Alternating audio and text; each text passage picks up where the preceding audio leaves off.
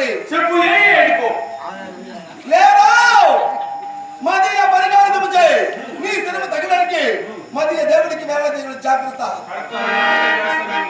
అలాగే నాటి దినమున నీకును నా చెల్లెలను దేవికి పరిణయం గావించి నేనే రథసారిదనై ఈ పురమిదల వంబడి నిర్ణయించిన సందర్భమున గగనవాణి పలికిన పలుకులేమిరా? ఆయన ఊర్లో వచ్చిన పోయినప్పుడు ఏమని చెప్పింది అని చెప్పాను. ఊర్లో వచ్చిన కదా భ్రష్టుడా, ఊరి ఉత్సవము ఊరేగింపు అప్పుడు ఏం చెప్పింది జరిగింది చెప్పు. ఏమన్నాడు? విన్నాను. విన్నావా? ఒరే యాపోతున్నా నిన్ను ఒరే ఊరికే ఉంటావా? నీకు మొన్న కోపం వస్తుంది కదా పెడతావా? నువ్వు ఒరే అంటే నువ్వు నన్ను నరికేస్తావు. అంటే నా కొండే నువ్వు అట్లా నన్ను ఏం చేస్తావు? ఆయన ఒరే అనేసి అంటా ఉంటే అది అవకాశం చిక్కింది కదా అని ఒరే అన్న నీ తలకాయ నీ మరకాయ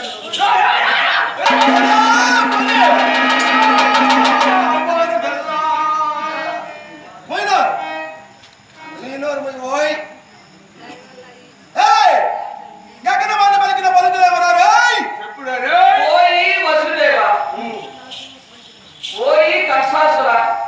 నీవు మీ చెల్లెలను మీ భావమర్దిని నీవే స్వయంగా వివాహం గావించి రథారూఢుడవై వారి పరివీధుల్లో ఊరేగిస్తున్నావు.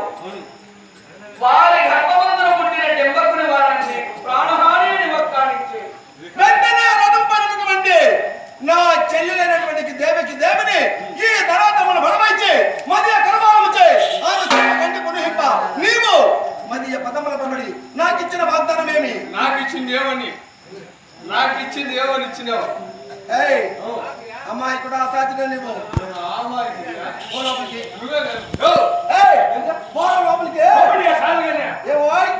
రాజుగా వండుకొని ఇట్లా మాటలు చెప్తావు. నాకు సరిపడతావు. ఇప్పుడు ఏమన్నాను? కొమ్మటి సాలుగానే ఎంత బిడ్డగా ఉన్నప్పుడు బయట వచ్చేసిన ఇప్పుడు ఎంత లావు ఎంత కూడి వైపు లోపల పోవాలని చెట్టుపోయేది. ఒకవేళ పోవాలనుకుంటే తలకాయంగా పట్టినా లోపల కాదులే పోయి అంతఃపురానికి వెళ్ళు. అనంతపురానికి బస్సులు లేవు. రాజస్థానంలో వచ్చి గ్రానైట్ ఫ్యాక్టరీలో ఫీడ్ ఫ్యాక్టరీలో పనిచేస్తా ఉన్నారు. వాళ్ళకి పని లేకుండా మళ్ళీ రాజస్థాన్ పోమంటారు. సరే మందిరం మందిరాలు ఆడున్నారు నాకు తెలుసు. ఇంటికి వెళ్ళు అట్లా చెప్తే నేను విచారిస్తున్నాను. రమ్మని ఎక్కడ రా. సరే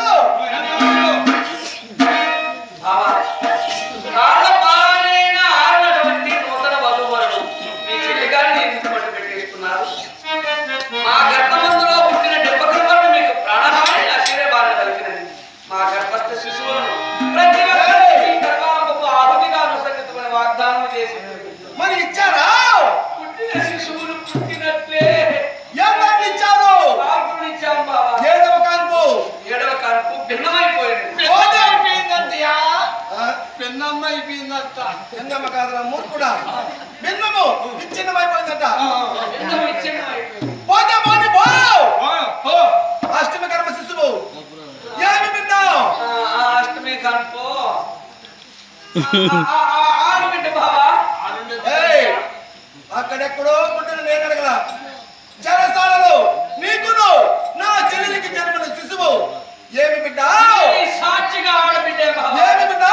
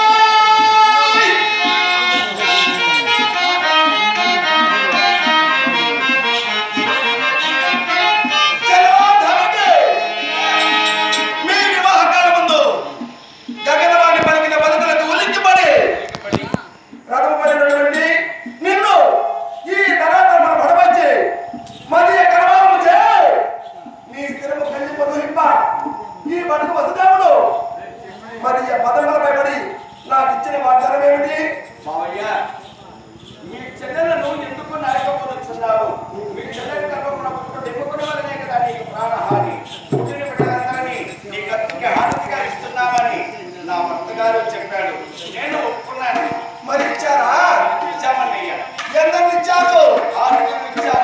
ఏడవ కన్ను ఏమైంది? నాశనమైన మంద పోనిపో. అష్టమి కన్ను శిశువు. అష్టమి కన్ను శిశువు ఏమి బిడ్డ?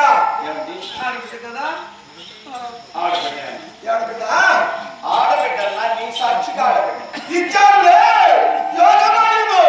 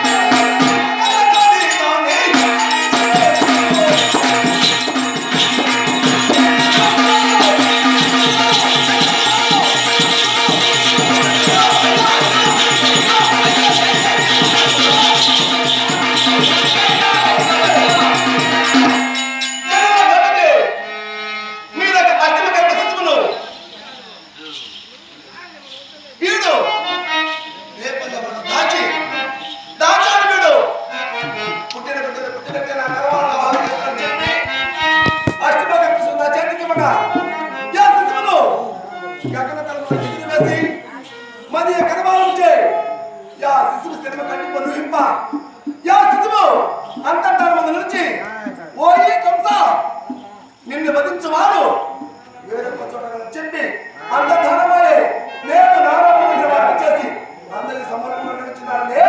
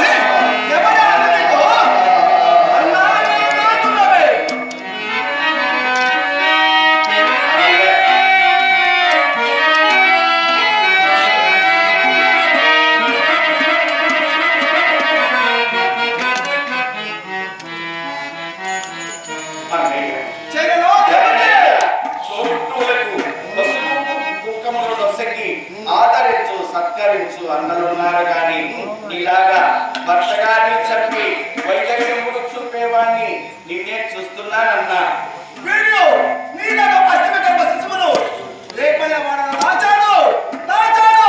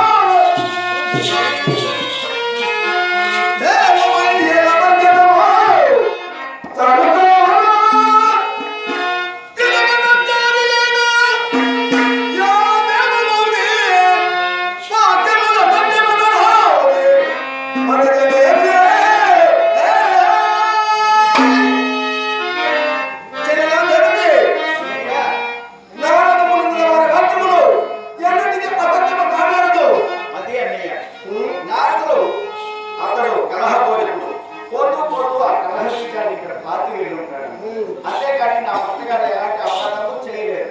చెల్లెలా దేవకి, నా భగవానికి జన్మనిచ్చినటువంటి మీరిరువురు నాకు శత్రువులే. ఈ బడుగు వసుదేవుని చరమాత్మ ఇస్తున్నాను, పుట్టుక వాడును. చెల్లెలు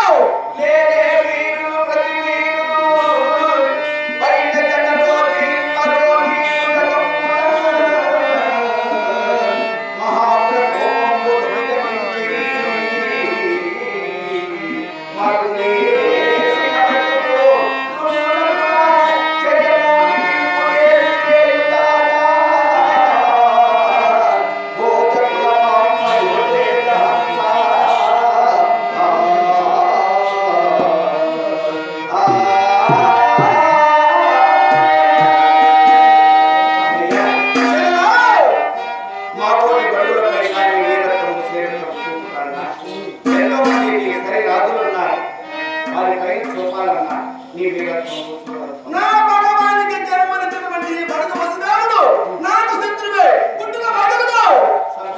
అవును.